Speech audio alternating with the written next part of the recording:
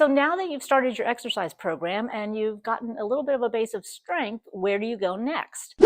You can set goals based on time periods or certain body parts or learning a certain amount of exercises, or maybe your goals will be just forming new habits that support your exercise program. The next option is to learn additional exercises. Now, these could be advanced versions of the ones that you've already learned. They could be ones for different body parts that you haven't even done yet, and they can be more of the base or foundational exercises.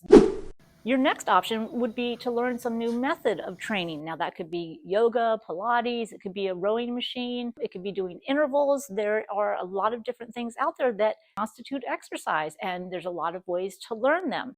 And a fourth option could be just focusing on your heart health and your stamina and your endurance. And that would be focusing on your number of heartbeats per minute when you're exercising and staying within certain recommended ranges for your age and for your health goals. Your next step in your fitness program would be to set goals, learn some new exercises, explore different exercise modes, and focus on your heart health. To learn some new exercises and learn how to set goals, check out these videos next.